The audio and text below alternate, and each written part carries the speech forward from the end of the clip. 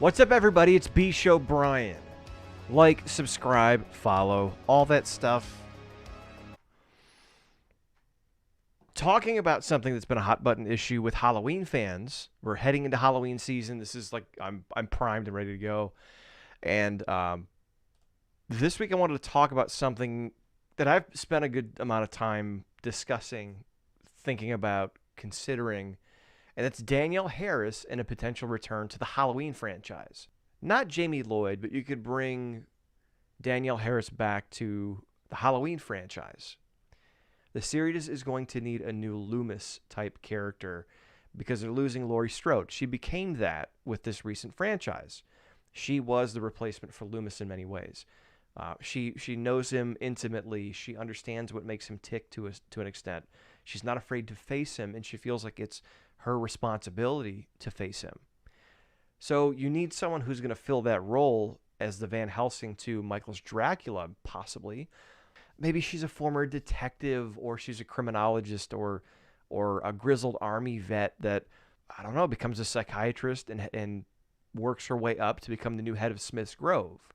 And through studying Loomis's files, she comes to realize who he really is. So maybe there's this conspiratorial element here where, yes, she's rising up the ranks. Yes, she's become this new warden, essentially, for Smith's Grove to study him. And she's grizzled, and she's going to take a crack and try to figure him out. But really what she's doing is using her position to try to kill, punish, whatever Michael Myers, to get rid of him. Because as she's studying Loomis, as she's studying Michael, she realizes this guy's got to go. It needs to die. The new Loomis. Simple enough. The other thing would be interesting, too, is stories in Halloween have always involved law enforcement. And in this case, instead of law enforcement being inept, which it was in Halloween 2, Halloween 4. So in this case, it'd be interesting to have like a new sheriff in town, like that type of trope. We haven't seen a female lawman in the Halloween franchise. Maybe she's ex-military. Maybe she's a decorated officer. As the sheriff, you're still staying true in some sense, if you want to be a purist, to that caretaker role. It's a babysitter, but instead of sitting one or two kids, you're responsible for the whole town, which is a much bigger responsibility. And maybe she has troublemaker kids, and they're at a party, and she's trying to keep tabs on them, and she knows there's a party going on, but she doesn't know where. And now these calls start coming in with other shit happening. So then there's a point where Michael's stalking the party. She's out chasing her tail, but all of a sudden she realizes what's going on, heads to the party, showdown with Michael. I also like the idea, and I've done this. I talked about this on the other video that I did last year before Halloween Kills came out. Laurie's long-lost daughter. Obviously, you could do interesting things with that, but I think the more interesting thing coming out of that would be a twist where it's not really Laurie's long-lost daughter. She's just a crazy person who claims to be Laurie's long-lost daughter for whatever reason. Didn't obviously go in that direction. I didn't think they were going to, but I also think you could use this here where maybe after Halloween ends, if Laurie's dead, she shows up at the funeral in whatever next Halloween movie there is. You continue this series. Maybe you've still got Andi Matichik in it, although I don't know if she'd want to reprise her role again for part 4. But it could be interesting if there's if she's a relative of Laurie's, or someone impersonating Laurie's relative, which that could also be interesting too. I mentioned sheriffs being a caretaker for everybody. What about home health aides? I saw someone say on Facebook today, the key to a reboot being good in some cases is following the general story and concept of the original, but updating it for modern times. And I think there's no more relevant topic as far as caretakers are concerned in today's day and age, more so than babysitters, would be home health aides or nurses that stay with people. And this could be thematic too. What does it say about us in society where not only do we boomer, or we push aside the opinions of grandpa because they don't know today's day and age and what's going on in today's world, but the way we treat our elderly and the way we treat our infirmed.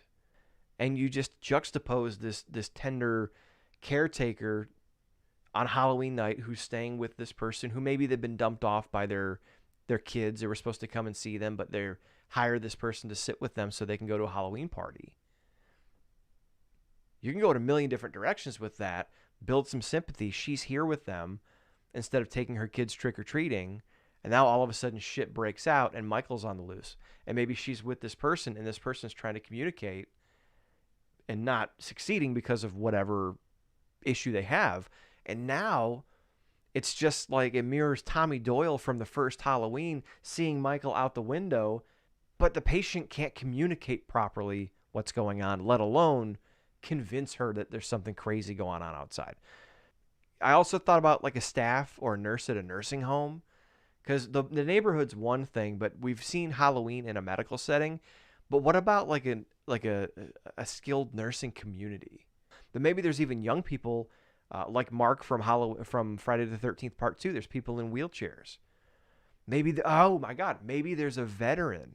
So okay, sidebar, maybe Danielle Harris's character is the charge nurse or the head nurse, and she's spending time caring for maybe a veteran who's a walking wounded or wounded warrior, and maybe he's had an amputation or something. So now she's caring for this guy, but he's also a strong guy, and now you could have this duo of not only romantic interest, a la Lori and Jimmy, but also it's someone who can fight back, but he's at a disadvantage. Outside of comics and outside of novelizations, we've never seen Michael Myers in action as a kid, and we never saw what happened at Smith's Grove.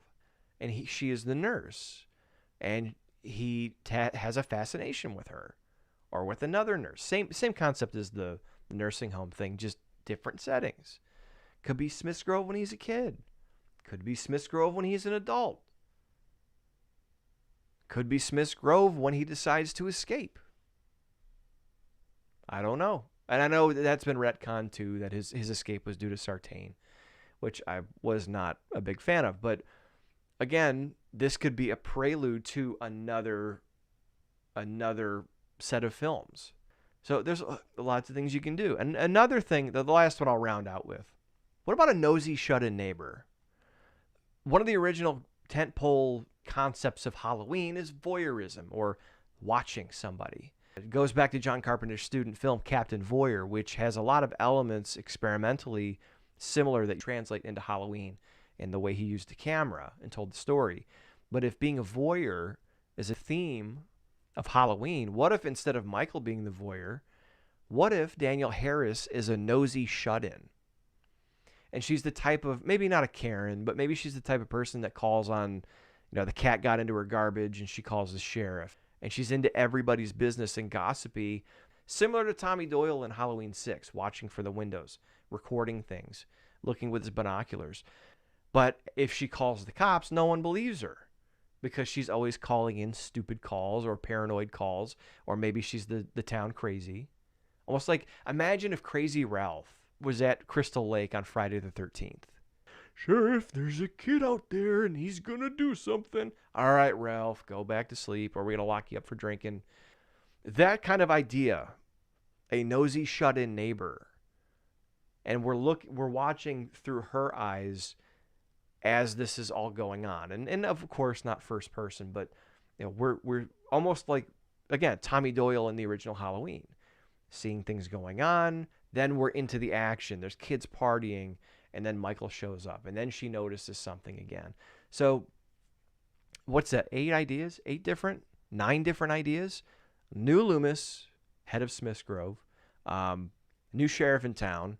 Lori's long-lost daughter. Or is she? Home health aide. Staff nurse or nurse at a nursing home. Pediatric nurse at Smith's Grove. 60s or 70s. Or present day. Or a nosy shut-in neighbor. If you can't find something for Danielle Harris, you don't want to at this point, I think. Here's 9 different ideas of just templates I can put for a movie and stamp on it and then find principal players. That's it. I mean, there you go. Not only the future of Halloween is covered by B. Show Brian, by the maniac Dr. Frankenstein of the Midwest, but also 8 or 9 different ideas for reintroducing Danielle Harris back to the franchise. I don't think that was so hard. What do you think? I want to know your ideas too. bshowbrian@gmail.com. Leave comments in the description. Don't forget to like and subscribe and hit the notification bell. And have a happy Halloween, because it's coming up soon.